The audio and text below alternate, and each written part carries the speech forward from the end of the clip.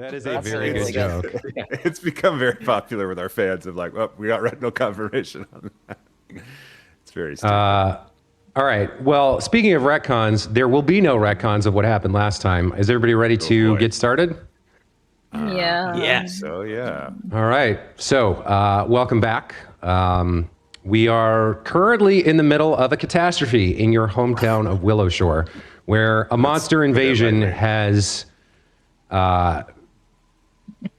invaded. They have invaded. It's an invasion that's invaded, and all joking aside, it's been pretty brutal. You guys have discovered several corpses. You've met and fought hostile animals, vicious gremlins called Jenkins that seem to have a penchant for creating lethal traps, one of which you encountered in the form of a fire trap. People had been bound and gagged in the basement of the nine-eared shrine, which was then set aflame. Showing your heroism, you dashed into the flames to rescue the two women, one the 16-year-old priestess, Ba Ming, and one a member of the Matsuki family, Fujioka. Having rescued them, you made your way towards the Matsuki estate, your current goal. But along the way, you discovered some monsters on the Dawnstep Bridge, where the Eternal Lantern had, for the first time in living memory, been extinguished. Sending the two women on their way, hoping that they could make their way through the fog to the safety of the compound, perhaps half a mile away, you went up to the bridge and attempted to bribe the monster in charge, and then immediately betray whatever fleeting trust you had established by breathing fire in his face. This was Tampoco's grand scheme. This backfired as the entire coterie of Jenkins and the large creature whose name was apparently Gurglegut attacked you and nearly slew two of your members. A little bit of quick thinking and an appeal to the creature's pride, Tampoco sort of salvaged the situation by promising to spread word of the great victory of Gurglegut against your group.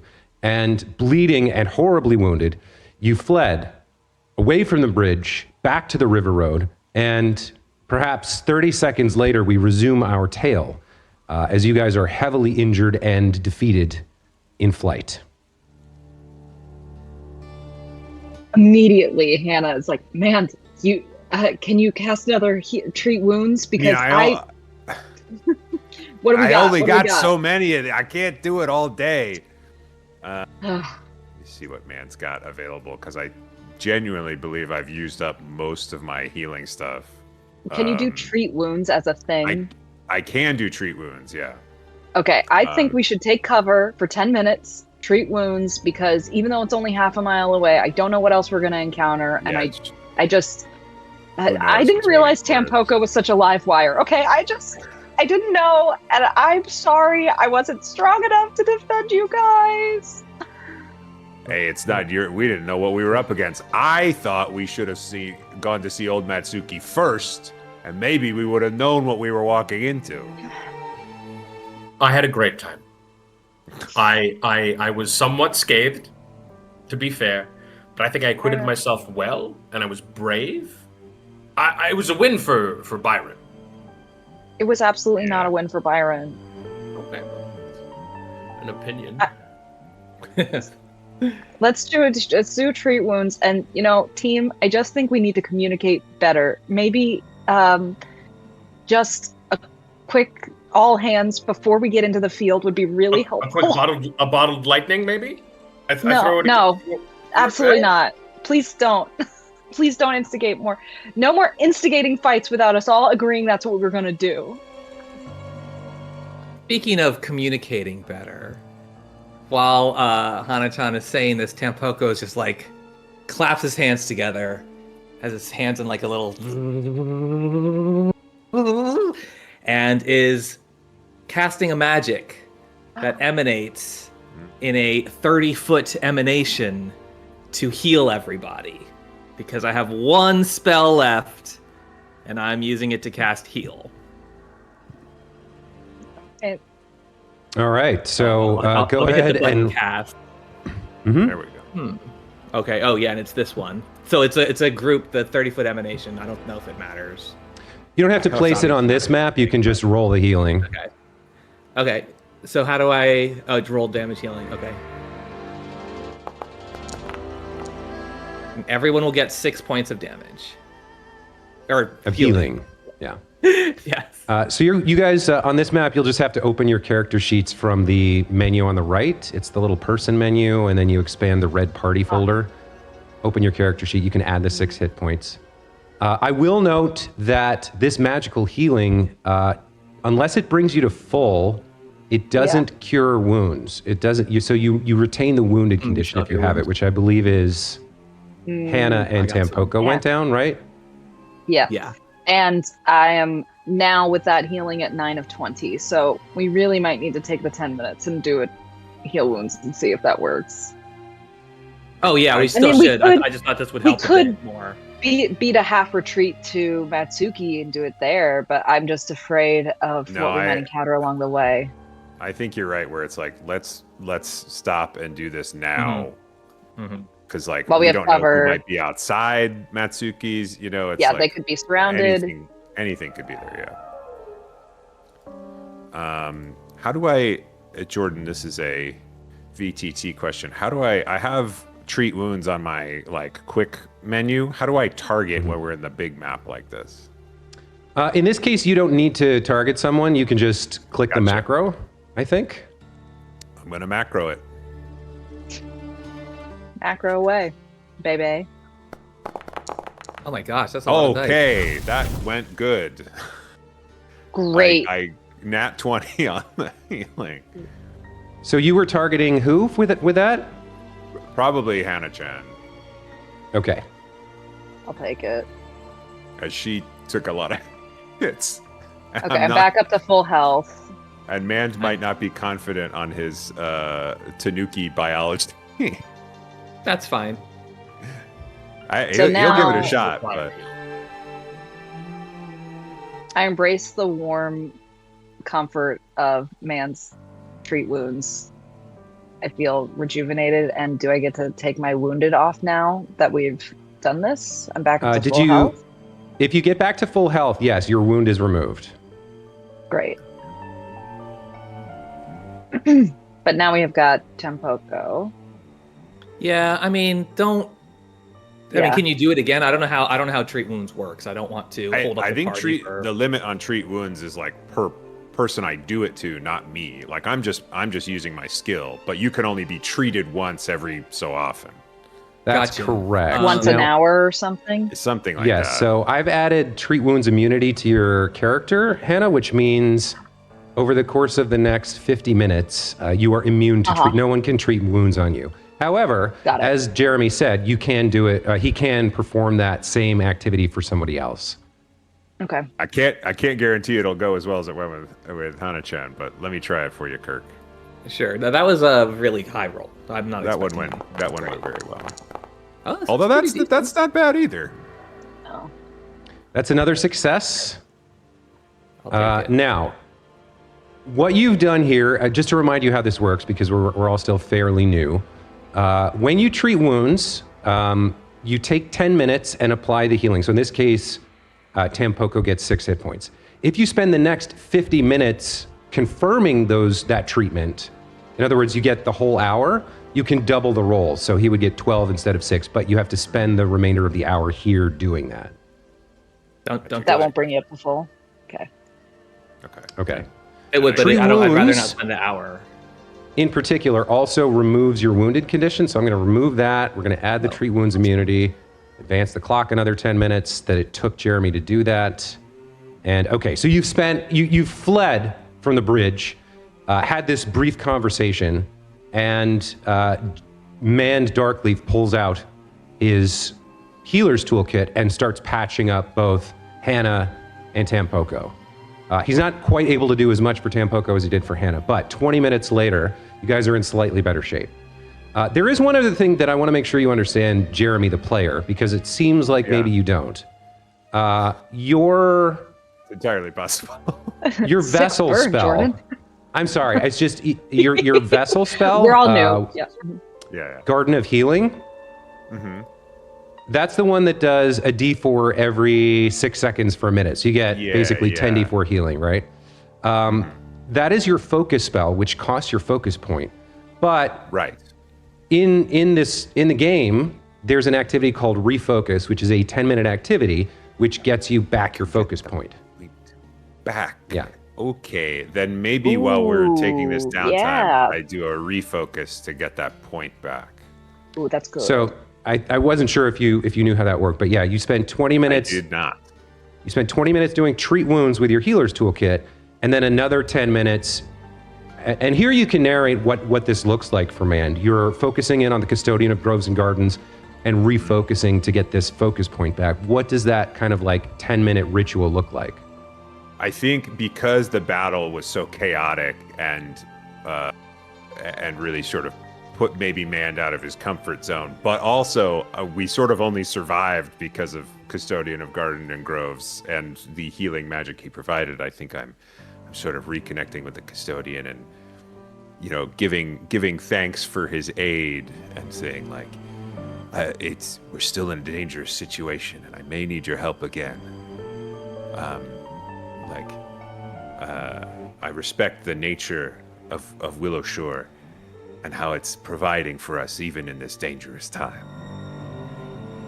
And you feel a kind of a warmth within you, and that kind of nurturing nature of the spirit pulses in response, and you feel the focus point come back. So let me ask the other three, during these 30 minutes, that Mand is busy going around healing people and then refocusing himself on his magic.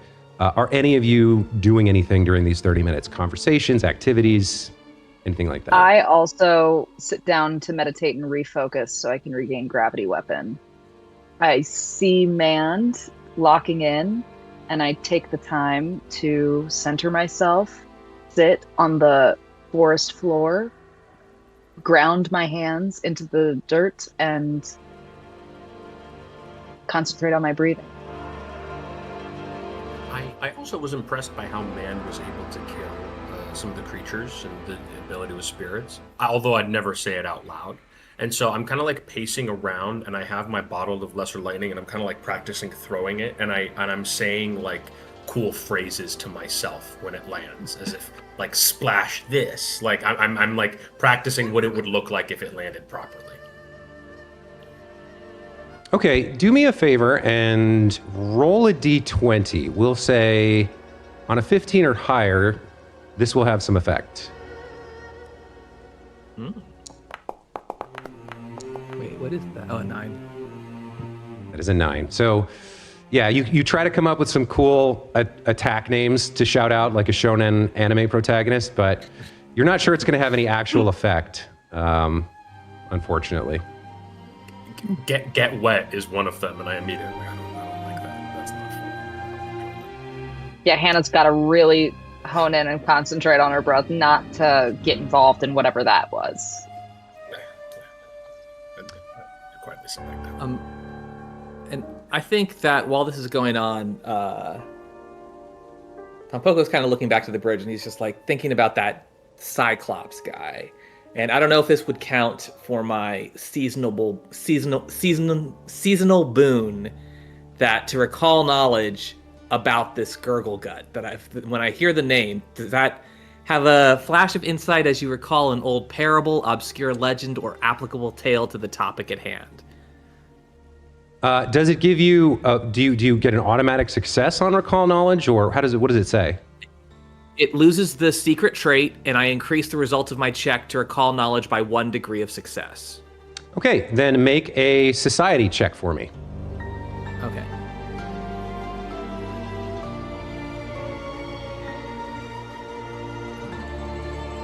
Not my best one, but okay.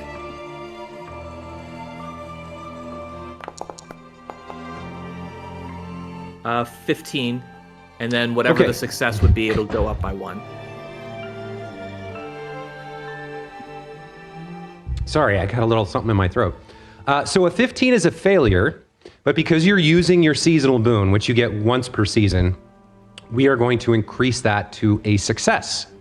So what you think about or remember is you've heard a one-eyed creature, and you remember him talking about cannibalism, or at least eating other humanoids, and that tickles something in the back of your mind, and you remember there's a creature called a buso. They're humanoid creatures that are literally sickened if they eat anything other than the flesh of humanoids. They have some sort of connection to plants, and they are humanoid creatures. You know that they're fairly strong, and they are fairly strong-willed, but they're not particularly fast on their feet, and that's what the identification here from Recall Knowledge gives you. Okay. Because we are all new, I'm also going to elaborate on what that means in terms of game mechanics, just so you understand what I'm doing when I narrate these types of things. As I mentioned in the chat after last session, every creature in the game has 4 defenses. They've got their AC, which is the one that everybody figures out and knows about. And then they have their 3 reflex saves, Fortitude, Reflex, and Will. When I say that they have sturdy bodies, I'm telling you he's got a good Fortitude saving throw. When I tell you they have a strong will, I'm telling you that he has a strong will saving throw. When I say they're not particularly fast on their feet, that's telling you that their reflex save is their weakest save. So if you have spells or abilities that target that, you're going to see more success than if you target the other saving throws. So when you go back to fight him again, if you do, you may want to strategize around this information. And using Recall Knowledge to get this type of information is very important. It's something Mand is really good at, and then some of you are good in certain areas. So just throwing that out there for you. Also, you can ask follow-up questions where the DC gets harder, but you can get more information. You can ask a different question each time after you've identified a creature until you fail. Once you fail, you have no more, your character has no more knowledge.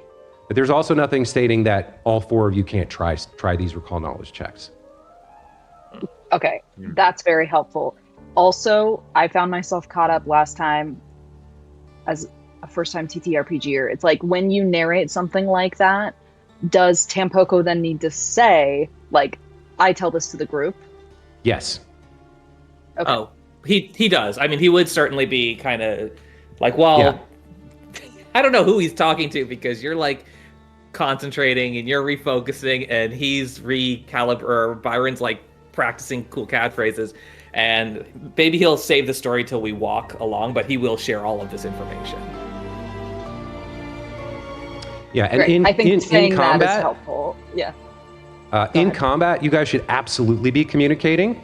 And the general rule is, your turn is 6 seconds, so 1 or 2 sentences, information about the whatever you're fighting that requests to other characters for them to do something or help you to set up, a combo or position in a certain way so that you can cast a spell or try to shove a creature. Like, you guys can definitely and should definitely be talking to each other in fights. That's very helpful. So sort of not what we were doing before, you're saying. I mean, I'm not. So like what we did last I'm trying to help you really guys good? And then get out of the way of the story. So early in the session here, really I'm trying good. to give you guys some tips, and then I'll back last out. week didn't work. I don't understand. Anyway, okay. Yeah, like just kind of going for it, vibing out. Well, the bad rolls hurt a lot. I think if like Byron had rolled better, then like if those lightnings had hit, we would have been in a better position. Yeah. We might have stumbled through it, but I think there's. Okay. Tempoka, I couldn't have agreed more. I could have saved us all. It was just thank you so much. Let's do it again. Let's go. It was just bad luck. Not. I mean, it was a good plan. Round 2, baby. Fire face, which I think is a reflex saving throw, but I'm not sure. I'd have to look it up. But I also think those things, whatever, there were 5 of them plus the big guy. It is a tough fight. It does also make sense that this group of random strangers maybe is not the most effective fighting force that's ever been assembled. Sure. Not but 8 hours after they were assembled, or 12, whatever, since last night. We slept in the woods together, and now we are fighting for our lives. Yes. So it's actually quite elegant game design. Yeah. In many ways, it makes perfect sense. So shall we press on toward the Matsuki estate? Hannah's kind of scared. Hannah's like kind of shook. You know, I thought I had a handle on what this mountain means and the creatures in it, but I've never seen anything like this before, and I'm worried about my parents, and I think we should go try to find them. I mean, if this guy's out here, it means there's worse somewhere else. Hopefully not in the town, but and these traps could be everywhere. So, yeah, we gotta make sure everyone's okay. Okay. So you guys I'm are just heading looking out. at the map. Yeah, thinking, should we try to well, what should we do? Should we take the main road, or should we try to cut through the soy fields and I mean, rice paddies? ultimately, the main road is probably going to be more dangerous, but it's also like, if we don't encounter these traps or whatever's on the fields, probably somebody will. in the town will, which is maybe worse. Yeah. And it's not great for us, but also we can do something about it. Okay. All right. Yeah. That is exactly right. We should cut through the fields and avoid them and let other people deal with them. No. Okay. I take the lead in the lineup, and I push Byron into the middle like a little lost sheep. So our default marching order is Hannah in front, followed by Byron. Then it was Tampoco in the middle, bravely, right? Yeah, I think so. Yeah. And Man bringing up the rear. Got it. Okay. Yeah, me in the back. Yeah. You guys march out, having recovered your wounds through the magic of very good dice rolls. You guys proceed marching along the river road, trailing alongside the Cheba, and you begin to continue your journey onwards towards the Matsuki estate. You pass through fields. You begin marching through the milling area where Chung Cho-hu, or Cho Chung-hu, who was sort of in charge of the reenactment festival yesterday.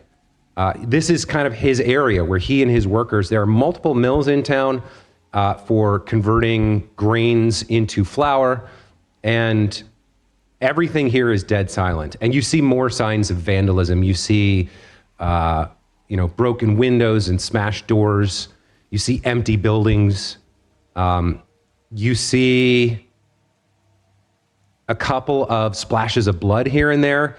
A small bit of hope is that you do see one of these sort of monsters, these blue jinkin creatures, dead on the ground. So it seems somebody was able to kind of best one of them and escape. Yeah. Somebody's fighting back. Okay. For these Jenkins, now that we have a corpse, can I do recall knowledge and see if I can investigate further about their whole thing? Yes, you may. Give me 1 second to find their character sheet. Okay, I'm going to need a secret nature roll from you. Okay.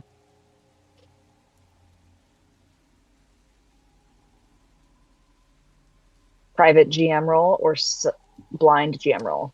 Blind GM roll, because I don't want you to know what you rolled. Got it. So this is the knowledge you think is right, but we don't know if it is actually right. Like mine, because I had it wasn't blind.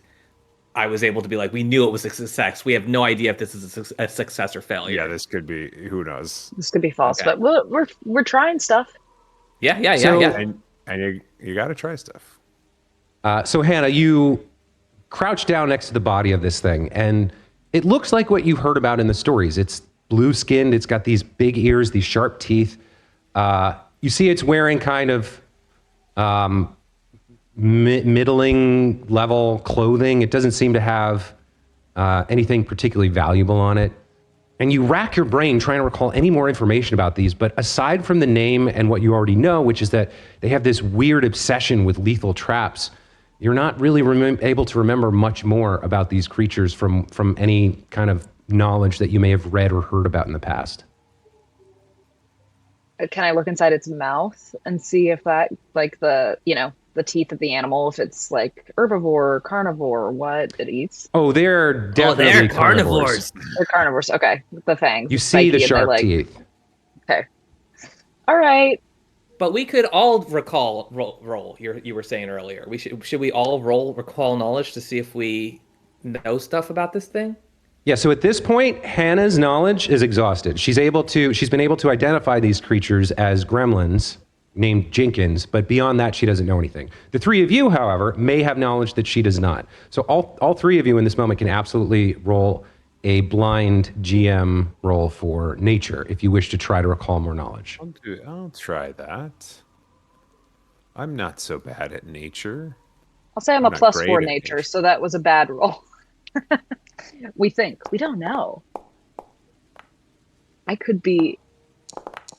Jenkins could just be shrouded in mystery. Tampoco, you don't remember anything else either. However, Mand, when you were in Karahai, you actually had a contact who specialized in fey creatures. And he was a drinking buddy of yours. Occasionally you hired him to do research for you. And you remember a story he told you about these things one time. He said that by themselves, they're not that dangerous, but when they pair up, they start to target your vital points. They'll sneak attack while you're facing their buddy, and they'll get much more, they're much more dangerous when they're able to make that happen. You also remember that they are extremely nimble. They're very acrobatic and nimble, but they don't have the sturdiest bodies, and they're kind of cowardly. So a good kind of bluff to intimidate them, or a sincere one if you feel like you can beat the shit out of them, is pretty effective. And so are things like poison and other things that target their bodies. They're very nimble, but they're not particularly strong or strong-willed. So they might scatter with a good threat. Mm-hmm. I'm like, brute force, if you can get through their speed. Yeah. So it sounds like strategically high reflex save, low fortitude, low will. Mm-hmm. Good to know. But yeah, man, those guys were fast. Yeah, which makes any of that. Yeah, we got to learn how to insult them properly. Well, it may just be a matter of like, if we can scare them off. Yeah. Like if we got into that same fight, it might have been worth scaring them off and then trying to fight Gurgle Gut solo. Just throwing insults or whatever. Yeah. Interesting. Okay, good to know. Good to know. What you need is the Tanuki are a martial species of people. We are very skilled in the art of warfare.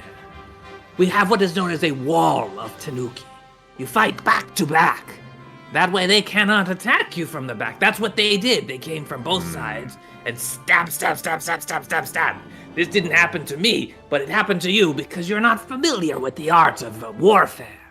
So if we fight back to back, at the very least, they cannot use their horrible Jenkins tactics. And we can perhaps thwart them that way. Because I think, I don't know Pathfinder rolls, but if they're like able to flank and basically there's at you a and you were left flanking off. bonus. Yeah. So that is something else to be aware of, like, because there's groups of them. That's what they did. They would pair up, and so if they can't do that, then we are in a better position. We also get that bonus though if we're not in a group scenario. Flanking enemies gives us a little spice. Mm-hmm. Okay. While we're here in the milling area, can I speak out and see if there's motion anywhere or if this place is now deserted? Give me a perception check.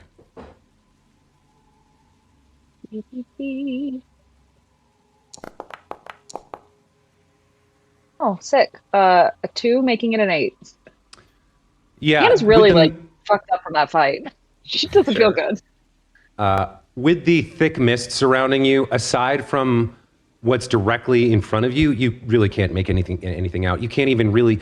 It mutes the sound, and you're uncomfortable. You know, droplets of rain and mist are slicking down the back of your neck into your armor. You can't really make anything out.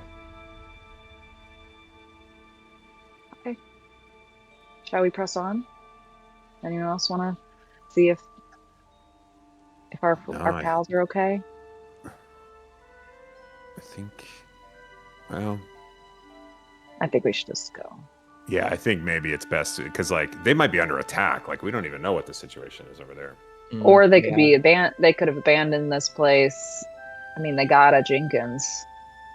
Yeah. Which means they didn't hole up necessarily, not all of them.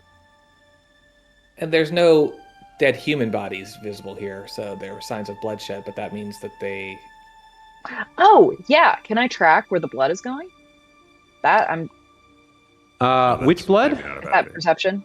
Didn't you say there's splashes of blood on the ground in this Yes. area? Go ahead and make a survival check for me. Okay. We'll call this DC 15.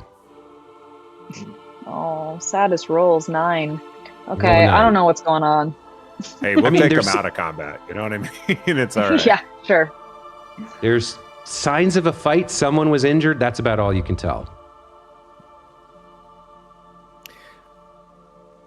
Well, they didn't go east. They must have gone west. We would have seen them. Oh, sure. So if someone had gone, they've gone where we're headed. Perhaps. Let's keep moving. Yeah. Let's head Okay, out. so you Feels guys continue fine with us. moving along the river road. This time, you make it perhaps another 10 minutes trudging along in the fog, and you reach a familiar sight to you, Hannah. And probably to Mand as well, as you would have passed by it several times as you were visiting the Matsuki estate. To your right, you see boarded up, but clearly lit up from the inside with flame from a fireplace and multiple. You can tell that the place is inhabited. And actually, on the second floor, as you get very close, this is the thrice blessed inn, which used to be the thrice blessed brothel, but is now an inn. And you can see the front door has been boarded up, the lower floor windows have been boarded up, but up on the balconies, you see two very clearly attractive women holding crossbows and kind of looking down at you with a little bit of skepticism as they kind of call out to you. Are you coming for safety? We can let you in if you can identify yourselves. It's Hannah-chan. We've been out in the woods. We've seen horrible monsters and creatures. We just want to know what's happened for you.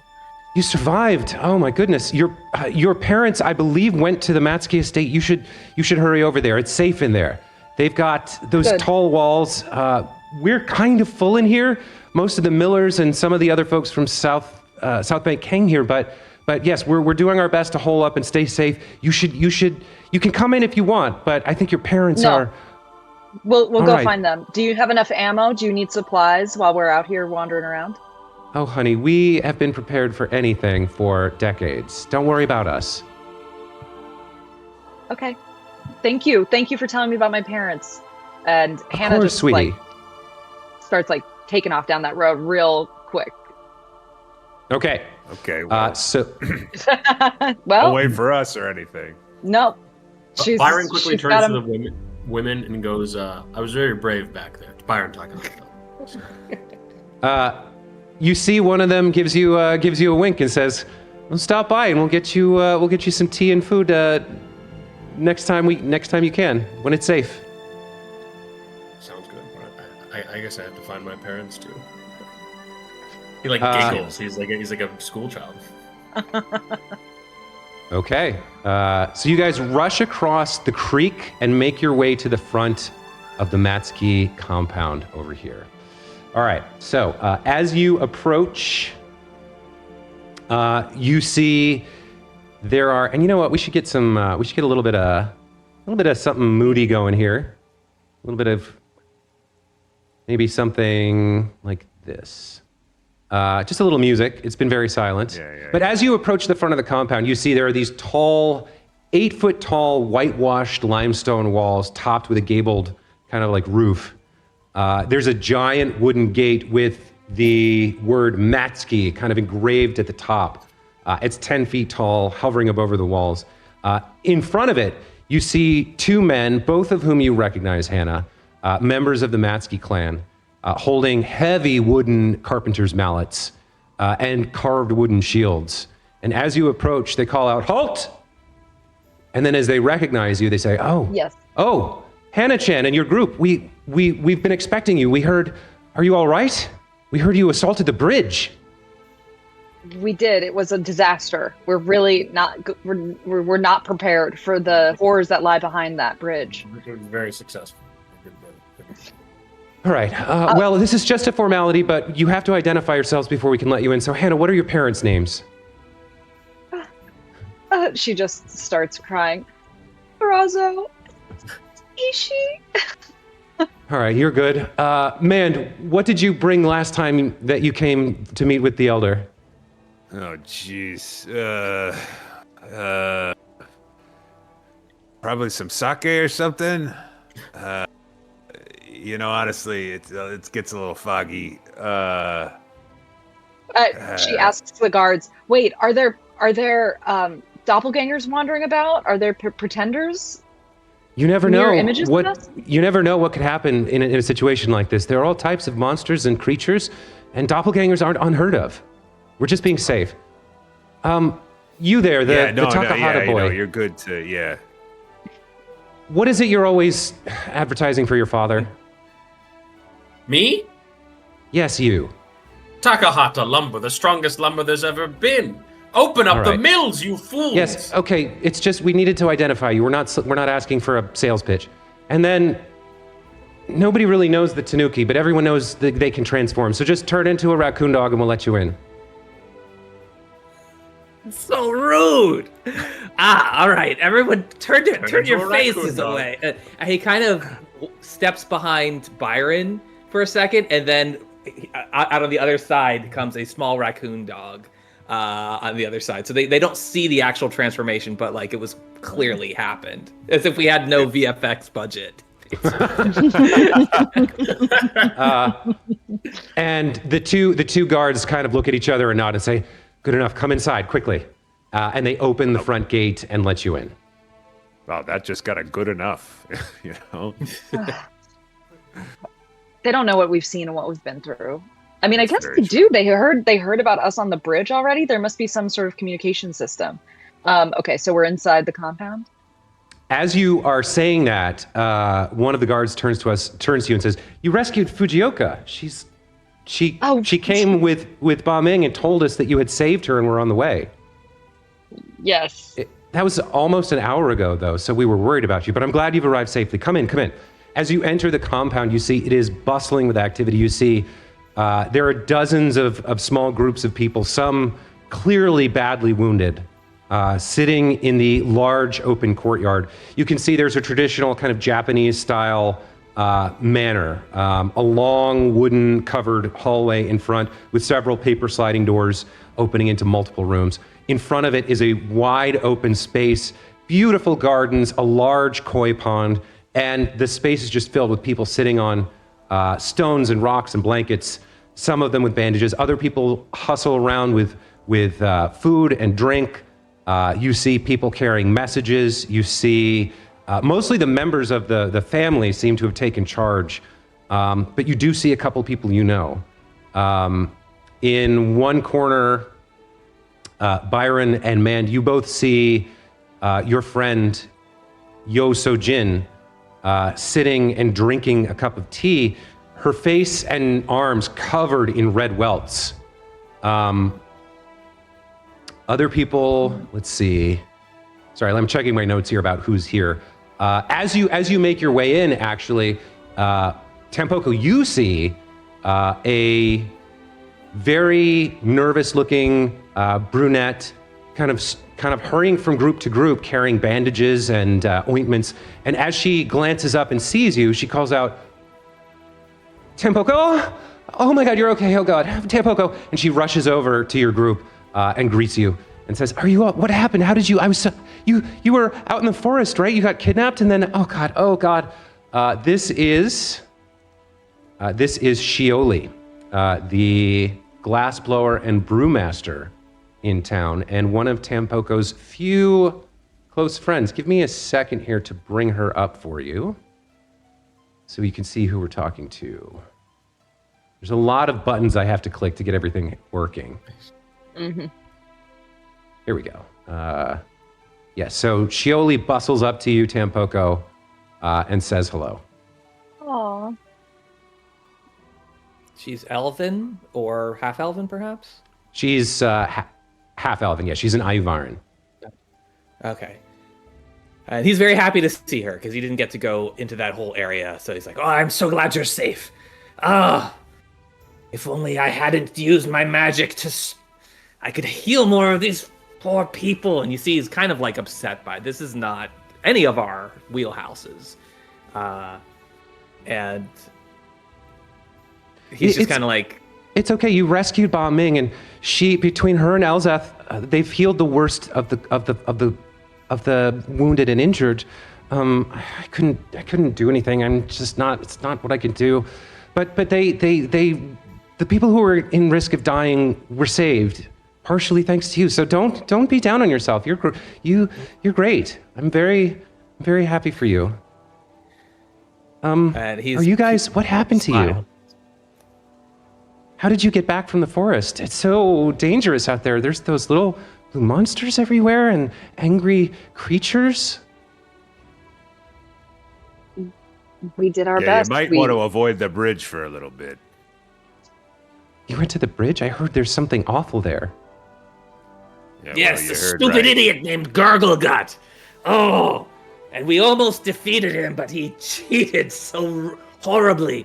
But the problem is the city or the town is now split. We cannot get to the north side. I know that name. When the attack started, I woke up in bed because I heard all the glass in my workshop being smashed. And I hid. I didn't know what was happening, but I heard voices shouting about wine for Gurglegut. And when I came downstairs, all my wine and beer was gone. They stole dozens of bottles and 2 huge kegs. They must have brought it to him at the The bridge. kegs! Oh! and he's like, Yes, that thing. He can almost drink as much as me. He's 12 feet tall. I mean, I know that he's 8 feet tall. A creature whose hunger for humanoid flesh is only met by his need to drink. A terrible habit. A disgusting habit. And he kind of is holding his sake bottle as he, like, sipping from it. As he, He's such a nasty creature. Vengeance will be ours. What are we on gonna him. do? Oh. and What are we gonna do? Is the whole town gonna be killed by these monsters? Whoa, No. hey, no, come on. Come on. We won't let that happen. You won't? I don't understand. We'll do and something. We'll do something. As you're talking, you see Fujioka rushes over, who you'd rescued, and said, "Oh, my saviors, you're here. Thank goodness. I'm glad you made it. It took you a while. Did you defeat the creature on the bridge?" Yeah, we maybe should have come here first instead of trying to do that, but you We know. just had an idea, and Pretty it wasn't a good. good idea. And no, he's still there. All right. And Well, my father, my grandfather, the patriarch, wishes to speak with you. I've told him about how you rescued myself and Ba Ming, and he wants any information you might have. He's trying to coordinate a response to this calamity. But for now, if you would come with me, Shioli, can you go back to distributing supplies? I'm sure Tampoko will come find you later. And Shioli nods and says, "Yes, of course. Yeah, of course. No, I shouldn't have interrupted. They're more important than me. So yeah, absolutely." And kind of like scurries away to go pick up her stuff. And Fujioka leads you through through the courtyard to the kind of the big central doors at the center of the manor and opens it up into a banquet room. As you make your way inside, you see a beautifully appointed banquet room with a large table capable of seating perhaps 16 people. At the head, seated at the head, surrounded by advisors, you guys see one of the town's 2 elders who you also saw at the festival yesterday. You see Matsuki Show. Hey folks, GM Jordan here with an apology. So when I'm running the game, I'm also recording it using the OBS recording software, which manages all the video inputs and the backgrounds and overlays and graphics. During this session, there were 2 occasions when I was trying to hide an NPC portrait and instead hid a folder which contained the audio inputs, effectively muting them. So while that hide button, while that folder was hidden, I was recording video, but no audio. And it's a shame because my players did a fantastic job during this meeting with Matsuki, and there was another moment later where this happened again. At the time, I didn't fully understand. At the time, there was no indication to me that this was happening because I don't have the audio levels up on screen when I have the controls up. And so I didn't notice that this was happening. And at first, I didn't understand what had happened either when I was when I was editing the footage. But I've since come to understand exactly what I did wrong. I've taken steps to ensure this doesn't happen again in the future. But we did lose about 20 minutes right now, and I don't know, like 10 minutes later. So I'm going to try to sum up what happened. Again, I apologize both to you, the viewers, and my players for losing this incredible footage. But as I said, hopefully it won't happen again now that I understand what I did. During the meeting with Matsuki, Matsuki is a character. He basically spoke pretty much to Mand at first because Mand is the oldest member of the group and a personal friend of his. And he treated the others as children and called the Tampoko an outsider because he's lived here for 99 years and Tampoko showed up 6 months ago. So he was a little dismissive of everybody else, but eventually they sort of got together and formed some plans. The elder requested, after understanding that the group intended to continue working together and make their way out into the mists to continue fighting on behalf of the town, he requested 2 things. First, that the group locate the other Silver Mist Rangers. There had been numerous reports of sightings of a horse-sized stone spider galloping through the mist or fighting monsters. And with the confirmation from the group that Ugly Cute was missing from his plinth, Matsuki determined that it was almost certain the Stone Guardian had come to life and was helping the town. So he asked the group to find the other Silver Mist Rangers and to use their tracking abilities to locate Ugly Cute so that the humans and the Guardian could coordinate, combine their efforts, and work together to fight off the monsters. Secondly, he asked them to try to deal with the situation at the bridge, specifically finding a way to defeat Gurglegut and relighting the Eternal Lantern. He read them a poem which explained that the mist was likely the result of the lantern being extinguished, and that in order to relight it, they would have to acquire 3 bronze coins. Bronze coins which could be blessed at shrines around town by various deities, and if then replaced within the lantern would light up and the mists would be banished. At least that's what he believes. So that's what he asked of them. Again, I'm very sorry that we lost this footage. It was fantastic. The role play was great. It won't happen again, shouldn't happen again. And we'll cut back to a moment where Matsuki has now offered some assistance to the group in the form of 2 lesser healer potions, 2 crystal potency talismans, and a family heirloom, a cold iron sickle, a powerful potent weapon against demons and fae. And that's where the audio came back in, so that's where we'll resume. I think that's a good idea to disperse some of the special, unless you think, well, what is your AC? What is your health? Can you tell us? My AC, what a wonderful question. It is 14. I'm 20. So I'm 17. I still think Byron. Yes, I'm strong. I still think Byron should take it, but Man's gonna hand it to him and be like, "Now, if you break this, you got to explain to Matsuki why his heirloom is ruined." Okay? So don't mess it up. And he like presses it into his chest. I love this. Treated like a child. Okay, someone should take this ladder just so we remember we have it, because I don't think we're ever going to open the party sheet, right? That might be. I use the party sheet because it has on the overview. I look at everyone's stats. Like I can see everyone's that's health so cool. I just and numbers. Like that helps me I with just the vibe healing. out. Just in... Oh yeah. I'm just out here. Okay. Or my AC is 16. Sorry, I was thinking about health. My health is 20. My AC is 16. I was about to say, man, your AC is high. Oh, I have the highest AC? It's probably because I'm a scampery little guy. Yeah, you're a little scamp, and it's only one more than me. That's true. I do not need high AC because I face my enemies. I don't need to run. Yeah, Okay. face down in the dirt.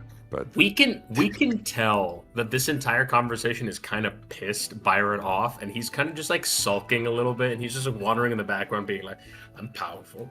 I can throw things." He's just sulking in the background. maybe I'll take the ladder just so one of us has it. Yes, that sounds great. We remember it. Okay, I'm gonna put my little talismans. Okay, to attach these actually to a weapon. The discussion with Matsuki continued as he recommended that they try to get across the river some other way than the bridge and visit Dr. Dami at the Hand of Spring, the local doctor who could perhaps provide them with a drug that they could smuggle into Gurglegut's system via a gift of wine. He also reluctantly requested that if they do make it across the river, they check in with Granny Hu, the other elder in town, with whom he has political differences he is currently willing to set aside in face of the danger facing Willow Shore. After that, Mand offered to use his healing ability to patch up anybody in the compound who could gather in the courtyard, and in so doing, gave a moment of hope to the town as dozens of people's injuries, some more severe than others, were cleared up and healed by the power of his vessel spell through the custodian of groves and gardens. Because of being dismissed as a child, Byron was sulking quite seriously during this time. And after her welts from being attacked by angry, corrupted bees were healed by Man's spell, she came up and congratulated him, telling him he was a good man, which caused him to blush and stammer and run away. She then pulled Byron aside, noticing his sulking, and started asking him what was wrong, having a very heartfelt conversation. I did capture half of this when I switched scenes to a scene where the audio input was working, so we'll cut back to that. And again, I'm so sorry I lost parts of this. I feel so bad about it, but it's gone. There's no way to get it back. So it is what it is. And I will endeavor very, very strongly to make sure it never happens again. Why just a moment ago did you look so upset? You know, everyone cheering because a short man cast a spell. I'm not impressed. I'm sorry. I have a number of alchemical skills that I can use. People don't praise me for it, and quite frankly, I'm also wondering about my parents. Okay. And, well, there's a lot to unpack there.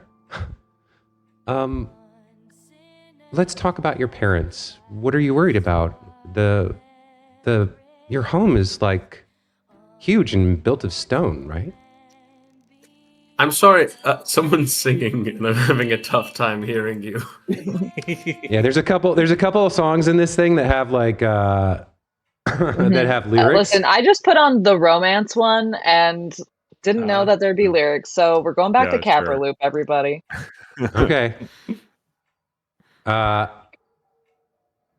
Yeah, so she says, but your house is quite sturdy, and I know you have defenses.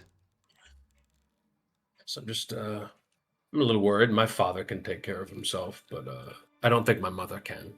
So, yeah, but that's beside the point. But Gian will look after her, and so will your father. Yes, I'm sure.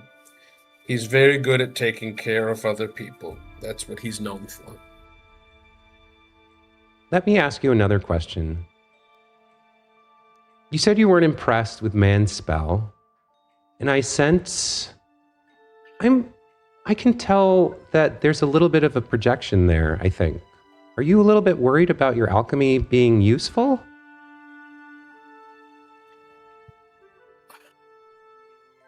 Sujin, can I be honest with you? Of course, you never have to hide yourself from me.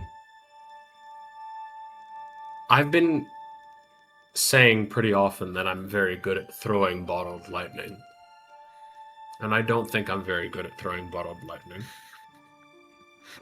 Well, you have skinny arms and you're all bound up in that tight jacket. Of course you're not. It's my goddamn clothing. You're right, Sujin. I am so angry at myself for not being able to... I haven't hit with bottled lightning once. Not once. But, Byron, we've talked about your investigations and your research before. The bottled lightning was just something you picked up from those old masters you're so happy about. I don't know why you're obsessed with it. Your specialty, the things you've built yourself, the mutagens, that's your special gift. Have you been using those? No, I just... Maybe it's not your job to throw lightning at enemies and monsters. Maybe it's your job to make your friends better at, casting their spells, better at speeding across whatever terrain they're on, better at tanking up against damage, better at killing monsters. Maybe you're not meant to be the man who kills everything. Maybe you're a man who's meant to support those who do. Well, I can be both, but what do you know about combat? I'm the seasoned professional here. I don't know anything about combat. What I know about, Byron, is you. I know about you. I know underneath all your bluster, you care about people. You want to help them. You want to prove yourself. I just think you're going about it in the wrong way. And let me give you a little gift that I was saving for your birthday, but it seems like you need it now. You told me you were working on that Quicksilver mutagen, but you couldn't find the right ingredients. So I did some experimenting and I figured out the formula. And she reaches into her pocket and pulls out a piece of paper and unfolds it and hands it to you. And you can add the formula for the Quicksilver mutagen to your formula book with this gift. You figured this out for me? Yeah, you're my friend. You said you were struggling with it. I wanted to do something nice for you for your birthday. Mine's in the fall, by the way, and I like pastries and jewelry.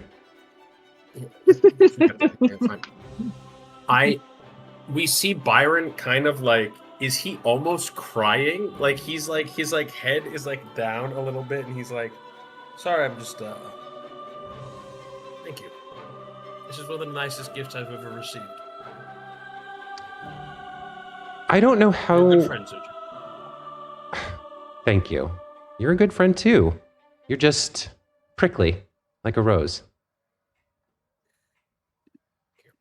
I don't know how you got mixed up with these other three, but I know Mand.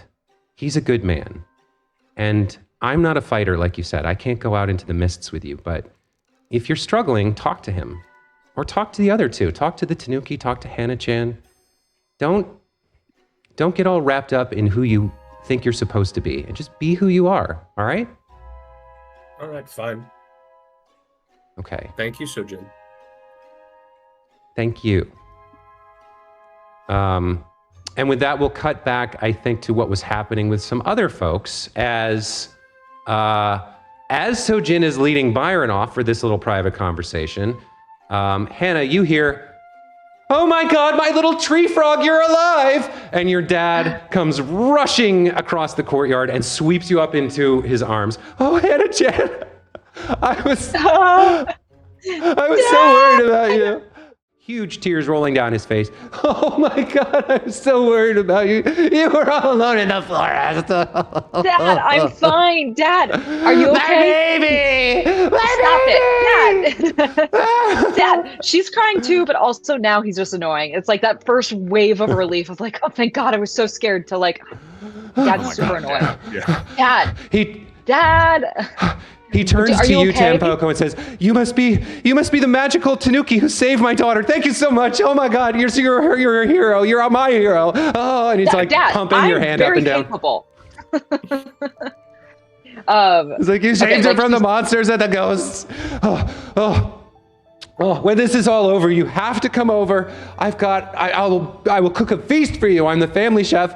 I'm not to toot my own horn, but I'm very good. And we're going to cook you all kinds of meat and fish and pastries and bread and rice. And we'll have drinks and everything. Dad, look at me. Are you okay? Are you hurt? I'm fine. I mean, as soon as whatever this nonsense is started, your mother shepherded me straight out the door and we came right here. And I'll tell you something else, Hannah. I'll tell you something else. Everyone made fun of old Matsuki when he built these giant walls and had them blessed by a priestess from Goka, but he was right. He was right and he was smart and we are safe here. And now that you're here, you never have to leave again until this is over. Oh no. Oh my God. Oh, does anyone have a handkerchief? I'm really glad you're safe. I'm really glad you're safe. Where's Mom? Where's Mom? Did she make it out okay? She wants to see you, obviously, but yeah. Okay. We were in the kitchen. We were cooking food for all these people. You should come now. She wants to talk to you. Oh my God. Okay. Thank you again, Mr. Tanuki. I'm sorry, what's your name? My name's Tarazo Yamaguchi. I'm forever in your debt, sir. Yes, I'm Tampoko. I look forward to this meal of 30 days of meals. Sounds so generous of you. Don't 30 days. We'll make it. I'll take out a loan. No. We'll make it happen. You saved my daughter. You do not have to do that. Tampoko, no. And she kind of like shoves Tampoko away, and she's like worried about her dad, but so relieved. So, Dad, I'm so relieved that you're okay. And of course, Mom had got it together. Yeah, it's wonderful. But okay, let's go talk. Wait, could you just tell me, is Mom mad? Is she really mad? No, she's not mad. She's worried about you. She's worried about you. But now that you're here and you're safe, everything's going to be fine. We'll just wait it out. I'm sure the town guard will take care of everything. I'm very worried about your friend Sumika. Her parents are here. Do you know where she is? Did you see her out there? I haven't seen her. No. And Feng? Let's talk to Mom all together. Okay, let's talk to your mom. Let's talk to Ishi. Okay, let's go. Mom's Mom's not the best cook, but she can make rice balls, so that's what she's doing to help. Let's go. And he kind of like grabs your arm and he's holding on too tight in that way that parents do when they're scared for you as a kid, like as if you were still 7 and crossing a very dangerous road. But he kind of grabs your arm and he leads you off into the back of the compound where there's a kitchen. And you see there's like 5 or 6 people in here all working on food. One of whom is your mother, who is just scooping rice into her hand and forming it into balls. And as you come in, your mother turns to you and says, "Hannah, my heart, I'm glad you're safe." And everybody in the other kind of adults and kids, like teenagers who are helping out, all kind of like, "Oh, Hannah, welcome. I'm glad you're okay." Hi. I give my mom a big hug. I say, I'm so glad you had the wherewithal to get Dad out of there and to go across the creek and find safety. I'm so glad that you're here. In the background, you hear your dad go, "Oh my God, my casserole!" and rush over to a stove. But your mom turns to you and says, "I was very worried about you, lost in the forest, but I know you're well trained, and I'm glad you made it to safety." I did, but Juyop didn't make it. We found him outside of the office. He's dead. That is very sad. I haven't seen anyone else. Ayumina, I haven't seen anyone else. Well, it's a chaotic situation, and this strange mist. The important thing is you're safe now. We can wait it out here. Town guard will handle things, and then we'll see what we'll have to hold a funeral for Juyop and comfort the Chols. They're going to be devastated when they find out, and they're going to need us, and they're going to need you because you were his friend and his mentor. I will, of course, be there for burial rites, but Mom, this is bigger than any of us, and I'm part of something bigger now to help set the town right, and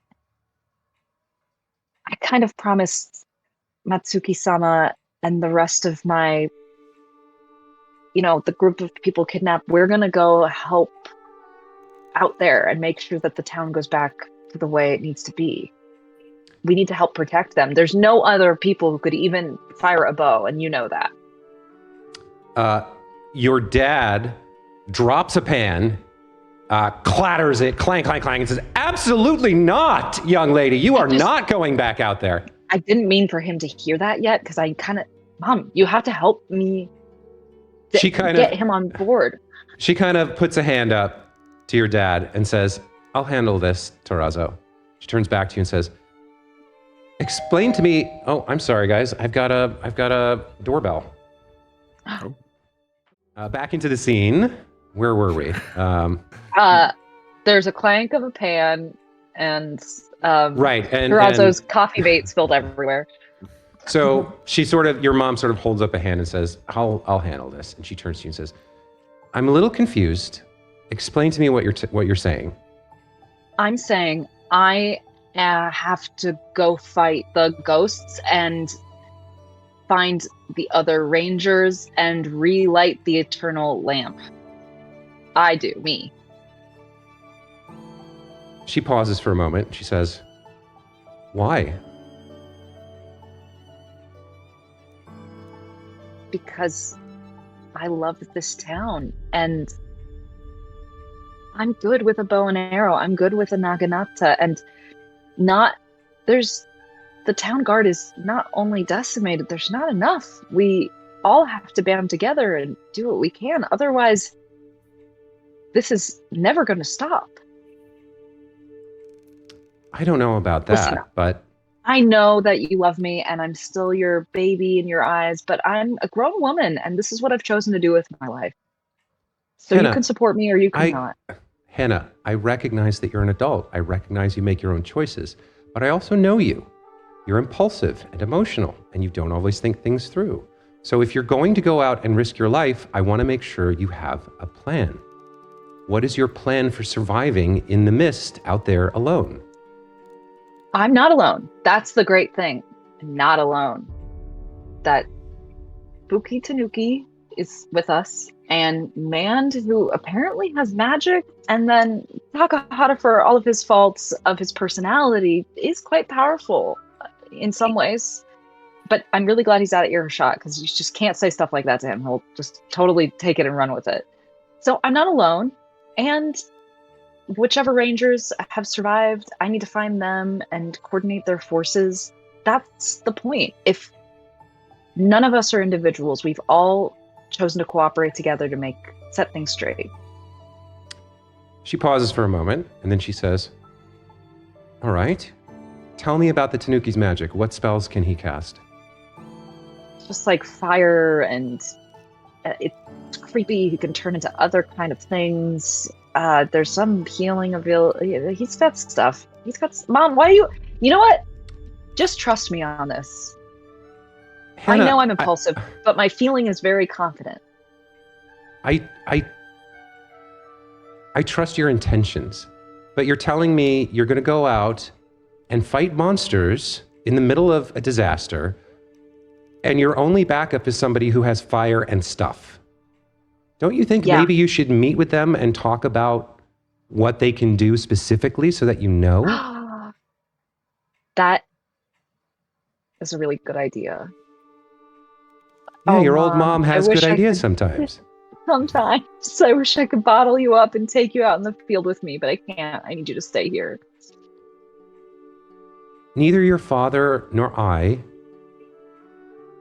would wish this for you, but you've chosen it for yourself. So I'll tell you this. If there's a job that has to be done, and you feel you're the only one that can do it, then go out and do the job. But do not be a hero. Do not throw your life away. Do not make foolish gestures. Be prepared. Be smart. Have a plan. think ahead and come back, because I do not want this to be the last conversation I ever have with my daughter. She just throws her arms around her neck and gives her the biggest hug. So, thank you, Mom. I love you. Thanks for understanding. And she smiles and hands you an onigiri and pushes you out of the kitchen as you hear Terrazzo start just panicking and shouting at her, "What are you thinking? Why we can't send her?" Blah, blah, blah. And it gets quieter as you go away, and she's handling it for you. She's trying to calm him down. But those were the words of advice that your mother had for you. And with that, I'm going to turn it over to you guys to decide where you go from here. I take my mother's words to heart and gather the crew, and I eat the river fish roe onigiri, and it's really yummy, and I savor the flavor. I try to remember it, and I tell everyone, okay, I would like to gather us all together in a sharing circle. Please tell everyone, I want us to lay out what it is we can do. I'll start. I am good with like physical weapons, melee and range weapons. I can track things. I can. I've got quick reflexes. I'm strong, and I've got a lot of enthusiasm. It's what Ayumina always told me, and I think that goes a long way. But that, so what else what kind of, you guys have magic, and I want to know what kind of magic you have, because I don't really understand it. Well, if I'm being perfectly honest, I don't know that I understand it all the way either, but let's just say I'm good at talking to people, and I'm good at talking to things that aren't people either. So, I talk to the spirits of the land, water, wind, battles past. I don't know. I just hear things and they respond when I talk. So there's a lot of things I can do. I don't know if it's all useful, but you got a lot of options. I'm okay with It's so important. I'm okay with a sling. I don't know if I'm great at it. But that's, that, talking, medicine, that's most of what I know. But sometimes these spirits, like I talk to a spirit who's all about the land and the nature. And because I talk to him, I know how to farm. If I'm not talking to him, I don't really know what I'm doing. But right now, I do. So, Oh, okay. How alone do you need to be to talk to these spirits? How vulnerable are you when you're talking to them? It depends on they all got different personalities. But it's something I sort of do every morning, check in with them. Oh, that's nice. Well, some of them are nice. Some of them, I don't know. They're not great conversationalists. Okay. All right. Byron? I am the greatest.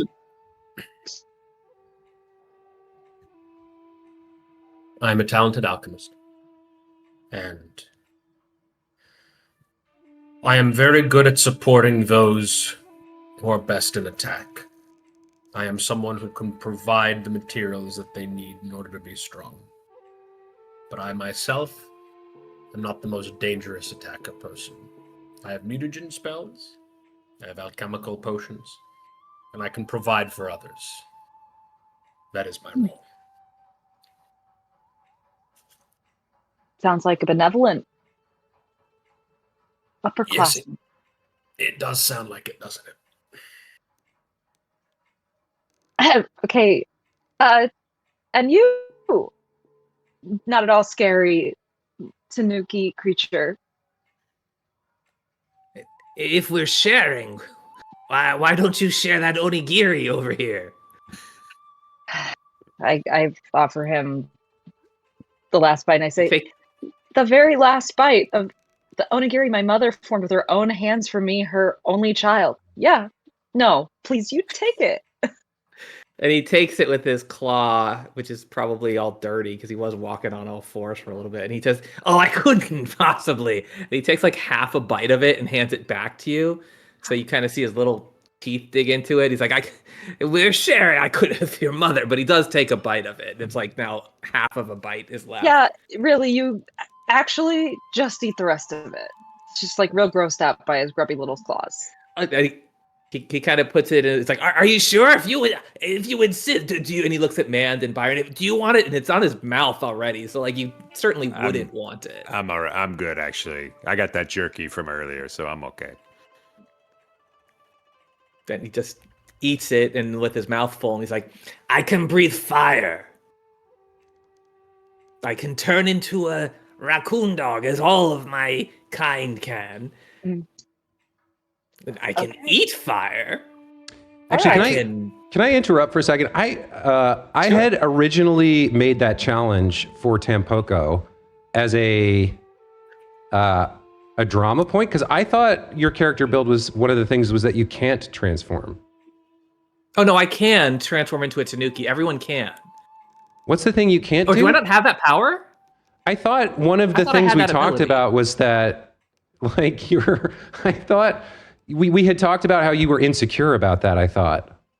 Oh, he doesn't Do you have have the it? other. No, I do have change shape. I think I can't change into like people or like humans. But I do think that's that you what still it get the is. change shape thing. Okay. He doesn't All have right. like I certain misunderstood. other abilities, but Sorry, go back no, to what you were doing. I really thought that you weren't able to do that, but if you are, that's fine. My bad. I think I can. I mean, it's on my sheet. So when Okay. the guards ask me, you mean, right? Yeah. I thought you were going to not be able to and they were going to get all suspicious and it was going to be an interesting thing, but then you just did it. So I was like, okay, I'll roll it. He just did it. I usually I can't unless I feel like doing it. I'm not gonna just Do it because someone asks me to. It's when I want to. But no, he's like, I breathe fire. I was born. No, wasn't. I was born at a very young age. But I went to a place called the Crackling Mountain. Only the bravest Tanuki can go there. And I was forged in its burning waters. And I gained mastery over fire. And that's about it. That's all it needs to be. I mean, did you see the candles? he snaps his fingers, and any unlit candles in the vicinity light up because he can kind of do that at will. The flames. They listen to me. Like man listens to those spirits. I am like this spirit of fire. Oh, And okay. stuff. Cool. Well, I think before we face off against that creature again, we need to. I would like to try to find the other Silver Mist Rangers. I'd like to try to get a beat on those bronze coins, but I think we need to rest here overnight before we do anything else. I think that's probably true. But finding the Rangers might be a good first goal. They could help protect the town when we're out trying to do all the rest of this stuff. But where would they be? We went to their home. When we went Or to is the there office, another one? we didn't. Yeah, there's another. Oh. There are two other lodges, Oh. and also they might not be there, but we could start there. Oof. Where are the other two lodges? There's the Western Lean one, and like we're kind of close to the west one. It's just almost due south of us, and there is a path leading to it, so it's much clearer. And then just behind where we found Juyap, is like more of the the real lodge, but I was too scared to keep going there. We had a lot going on. I was worried about my parents, so it would have been more efficient maybe to like check it out afterward, but we didn't. Some of you Yeah, I also don't know if- have some resources in your homes that you may wish to acquire to help you. Right. Oh, yes. I do need to stop by my house. Remember, Byron, when you gave me those ghost bombs? I need to go pick those up and a couple snare traps. So maybe we head out and do that. My house is right across the creek here. So, Well, if we head out, maybe it's worth heading all the way down to one of the lodges. Or should we rest? Oh, I think we should rest overnight. Like it's going to Let's be dark rest. soon. Yeah. It's it's currently 4:00 in the afternoon. You've got about 2.5, maybe 3 hours of sunlight left before nightfall. Just so you know. Yeah, then maybe we should just call it a day and lick our wounds here. Yeah. I mean, it won't take that long to go to my house on the way to the other lodge tomorrow.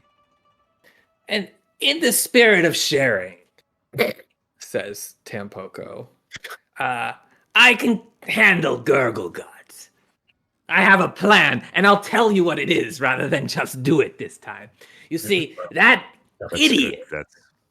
if we find him some alcohol, because he wants it, I don't care for it, but if we find it and we find that doctor up above in the North Shore and poison it, I can challenge him to a drinking contest. Because I guarantee no, whatever they're called, Bosu, alive, dead, ever, could outdrink a Tanuki who was forged on the crackling mountain. One so, what's the word? What is his phrase? He's someone virtuous like myself. The spirits cannot harm me. And then when he's nice and drunk, then I'll do one of those switching the cups. One has the poison in it, and he'll drink it, and then he'll be taken care of. That's actually not that bad a plan, unless you drug yourself. Which I won't, though, because I won't be a Tanuki having an accident in a drinking contest has never happened. Okay, fair enough. you want to gonna- outdrink a man named Gurglegut? Yes, I do. I actually do. I think I could. I know I can do it. Old Okay. Tanuki's secret, and he kind of gives a very tipsy wink, and then instantly he's sober again. Oh, Okay, all I right. think it's worth a try. We've had worse plans, which is to say we had that one plan that went really bad. Yeah. Because had I one didn't bad share it. If I had shared it, then Yes. perhaps it would have gone better. Perhaps, maybe. Well, we'll never know now. So when in the future, before we go into battle, we're gonna take this mini ladder and use it as if you have the mini ladder, you get to share what your plan is, and then so that we don't talk over each other, we pass around the mini ladder. Okay, but this feels like this could quickly become something, could turn into a full-size ladder and get awkward. Okay, we'll find a different. We'll find a different thing. Okay, I'm just Really, saying we I'm have just to saying- have I'm just a saying mini. stick. ladder. A Because stick. then it No, takes shouldn't time be to a full- pass Okay. along. You No, know what? come on. Fine. So, I think that's all she wrote for the day, right? Like, I mean, at 4:00, we got 2 hours to burn. The only things I can think to do are like go to my house, but that's leaving the compound. We I don't could know, go can there, I- I think, and get back in 2 Yeah, hours. let's I do think it, that's a right? reasonable thing to do. It isn't that far. It's not that far. And honestly, Jordan, do we have to use this little bridge, or is it? Could we ford the creek over a Yeah, wide how far is road? that, Jordan? Yeah. So the Cheba itself is 100 feet across. So that little thing is probably like 10 feet wide, maybe 12, something like that. We could cross it somewhere where it's not swift. Yeah, or even just go further down and through that farm. Field, where- yeah. Yeah. If we wanted to avoid the road, which we know is clear at this point. I guess, yeah, we walked that road. Let's just use the road. We don't gotta Okay. roll for creep so initiative. as the afternoon stretches into evening, you guys head out from the Yamaguchi compound, or excuse me, from the Matsuki compound, planning to cross the bridge of the little creek, make your way to Hannah's house, or are you going Yes. straight to? Okay, so you're going to No. make your way to Hannah's house, and then after visiting that and picking up her supplies, you're going to make your way south to the western of the two Silver Mist lodges, which are not the third front office. That's your current plan, right? Or are we heading back to Matsuki's after we go to Hannah's? That's what I was thinking. We just Yeah, I pick think up stuff that's- from my house. Just a quick grab- Hannah visit, come back, regroup, and then go visit the lodge when we've like had the overnight to restock all our supplies and the stuff. long rest. Yeah. I'm sure there won't be anything that stops us in between. Certainly not, and especially not if I take a week to plan, because that's what we're going to call today's session. Great. So having reached the compound and reaffirmed your plan to work together to save the town and had a little bit of a strategy meeting, you guys head out the front gate and start hoofing it over to Hannah's house to grab her supplies and then make your way back to rest overnight and greet the second day of summer prepared and ready to fight whatever is about to happen, whatever's out there in the mists to save your town.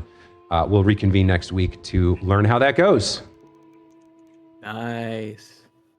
Well done, everyone. That was a very fun session. I enjoyed it a lot. I hope you did too. And we'll see y'all next week. Yeah. Yeah. Thanks, Jordan. Yeah, this is a blast. All right. Thank Thanks, you. Gordon. Having a great